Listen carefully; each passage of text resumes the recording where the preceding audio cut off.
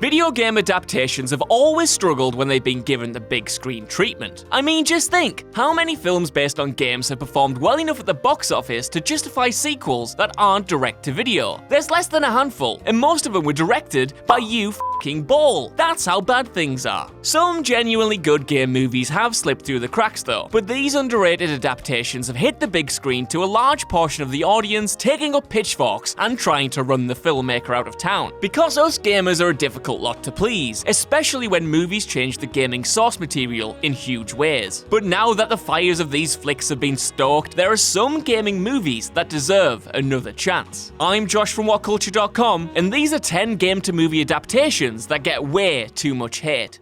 But before we begin, don't forget to subscribe to stay notified. Ding, ding, done. Number 10. Need for Speed.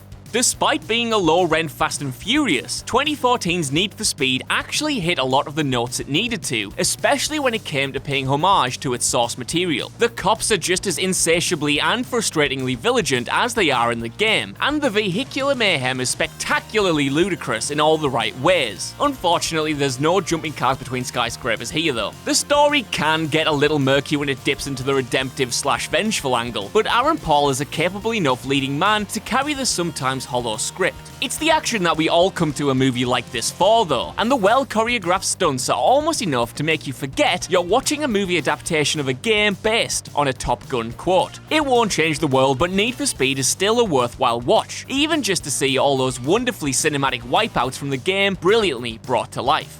Number 9. Prince of Persia: Sands of Time. Although it wasn't particularly well received at the time, for a while Prince of Persia became known as one of the best examples of a big-budget video game movie, taking inspiration from Indiana Jones mixed with some Pirates of the Caribbean-style swashbuckling as much as it does the source material. Many of the criticisms thrown at this movie involve wasting the immense talents of its all-star cast, which includes Jake Gyllenhaal, Ben Kingsley, and Alfred Molina. But those critics mustn't have watched the whole movie, because all three of those principal actors were pretty damn good, all things considered. So yeah, Prince of Persia is more than a tad derivative, but at least it borrows from the best, and does it with enough style and substance to make it an exciting watch throughout. Number 8. Dead or Alive.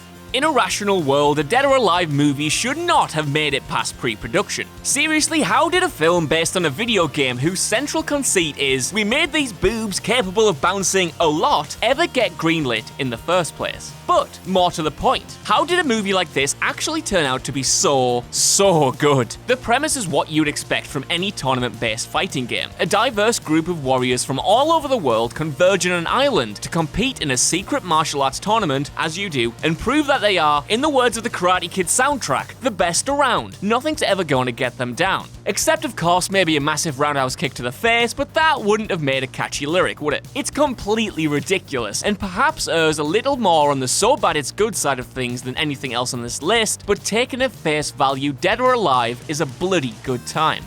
Number 7. The Angry Birds Movie. For some reason, I know that saying the Angry Birds movie isn't that bad is going to draw more ire than any of the other entries on this list. But you know what? The Angry Birds movie is pretty good. Where other animated adaptations of games like Ratchet & Clank failed to capture the spirit of the originals, this flick perhaps worked so well because it had virtually nothing more than a name and character designs to draw from. Consequently, it doesn't feel like it's suffocating under its source material, and instead has the freedom to tell whatever story it wanted to. Sure, that story might not have been world-changing, but with a great cast, spot-on animation, and humor that isn't totally for the kids, the Angry Birds movie is far from the disaster many pitched it as before it released. Number 6. WARCRAFT. To get one thing out the way first, Duncan Jones's WARCRAFT isn't a great movie, but it's probably as good as it ever could have been. Going through a tumultuous production with everyone from Blizzard to the producers at Legendary warring over the direction the movie should take, it's a miracle that anything good made it through to the end product at all. But there is good to be found in the movie adaptation, and there's a real heart to everything that's happening. The performances from both the humans as well as the orcs, which is stunningly brought to life with some particularly good motion capture tech by the way, draw you into the film, and there's a genuinely compelling story attempting to claw its way through the fantasy fluff. So yeah, Ben Foster's villain is a bit embarrassing, and sometimes the action can be a bit too reminiscent of the Dungeons & Dragons movie, but Warcraft's big screen outing definitely didn't deserve to be eviscerated as much as it did by critics. Number 5. Assassin's Creed.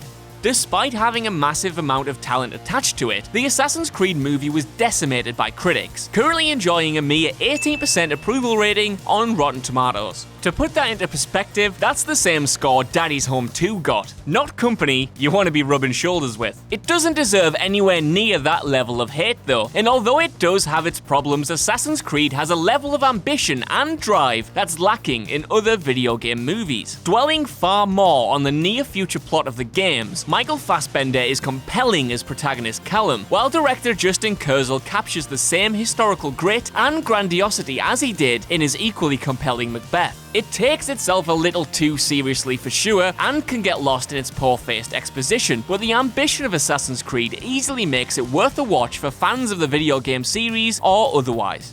Number 4. Tomb Raider. Tomb Raider is the most recent game-to-movie adaptation to break the so-called video game curse, but that faint praise doesn't mean it still didn't get shit all over by the majority of viewers. From complaints that it sticks too closely to the source material, to outcry that Alicia Vikander didn't live up to Angelina Jolie, there have been plenty of grievances launched at the film, but it deserves none of them. Because yeah, the script isn't great and a couple of the actors are phoning it in, but Vikander is perfect in the role, bringing an intensity to the performance that gives the movie real grit. The plot has a few surprises in store too, being enjoyable for newcomers as well as fans of the 2013 game, who have their own ideas as to how the mystical story will play out. Also, right, there's a bit where Lara Croft punches a dude so hard in the motherfucking mouth that everyone in my screening winced in horror, so it's probably worth a spot on this list for that alone. Number 3. Mortal Kombat. Whereas its sequel was all iconography and terrible one-liners, the original Mortal Kombat had a fully realized world chock full of grimy locales, oversized personalities, and inventive martial arts choreography. It may have come off as cheesy, hell it more often than not came off as cheesy, but at least everyone involved was dedicated to their cheese. The acting may not be Oscar-worthy, the dialogue may hurl itself occasionally into cornball territory, and the plot follows some predictable beats, but everything from the pulse-pounding fights to the more serious dramatic moments are treated with the ideal blend of gravity and cheekiness. Yes, we're supposed to be genuinely terrified when Goro shows up halfway through the film, but it's also okay to laugh when he gets uppercutted right in the dick by Johnny Cage, and groans like, well, like someone who just got uppercutted right in the dick by Johnny Cage. Number 2. Resident Evil.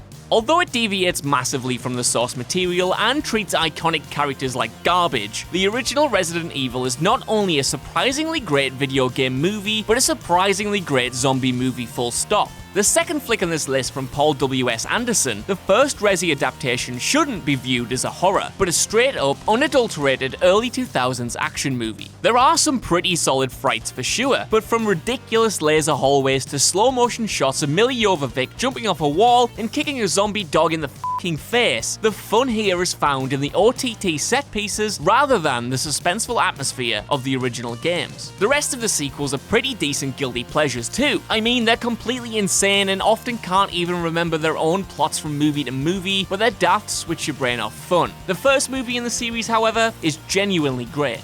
Number 1. Silent Hill. For all the qualms about the first Silent Hill adaptation supposedly crapping on the most iconic parts of the video game series, but seriously though, why did Pyramid Head show up for no reason? God, I still can't get over that. This is one of the more painstakingly crafted and faithful films to come out of the genre, with director Christoph Ganz's love for the original games oozing out of the screen at every turn. Not only was Ganz a legit fan, he also received oodles of input from the Silent Hill dev team all the way through production. Hell, he even used parts of the original game's soundtrack in the movie. Sure, some things were changed, but not everything that works in a game works on the big screen, and the aspects that were altered made for a far tighter cinematic experience in the long run. Consequently, Silent Hill is a tense, stylish, appeasing adaptation that achieves some genuine scares along the way, the kind that will stick with you for long after you finish the film. What more could you ask for?